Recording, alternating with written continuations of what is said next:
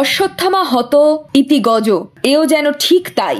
তিলোত্তমার খুন ও ধর্ষণের তদন্তে ইতি গজ শব্দটা যেন শোনাই গেল না। তিলোত্তমার খুন ও ধর্ষণে ধোঁয়াশার রেশ যেন কাটতেই চাইছে না। পুলিশের প্রাথমিক তদন্তের পর সিবিআই এর হাতে তদন্তভার যাওয়ায় কিছুটা আশ্বস্ত হয়েছিল তিলোত্তমার বাবা ও মা। কিন্তু বিভিন্ন মহলে এখন প্রশ্ন উঠছে, পুলিশি তদন্তে যে সঞ্জয় রায়কে তিলোত্তমার খুন ধর্ষণ কাণ্ডের মূল অভিযুক্ত করা হয়েছিল, শুধুমাত্র তাকেই ধর্ষণ কাণ্ডের একমাত্র আসামি করে যাবজ্জীবন কারাদণ্ডে দণ্ডিত করা হলো।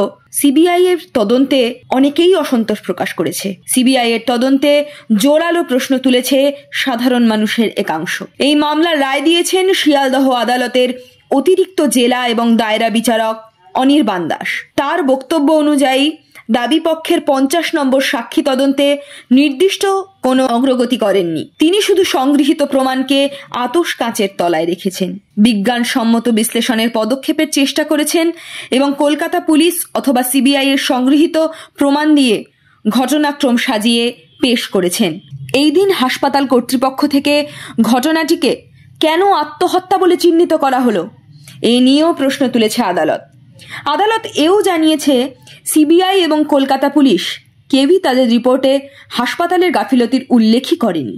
টালা থানার ব্যর্থতা নিয়েও প্রশ্ন তোলেন বিচারক। কলকাতা পুলিশের তদন্তকারী অফিসার রূপালী মুখোপাধ্যায়কে উদ্দেশ্য করে তিনি বলেন, ওর ভাগ্য ভালো যে আসামি পক্ষের কৌশলীরা পেঁচালো প্রশ্ন করে বিপাকে ফেলেনি। পুলিশ মর্গের নমুনা সংগ্রহের ত্রুটি বিচ্যুতির প্রসঙ্গে উঠে এসেছে এই দিন।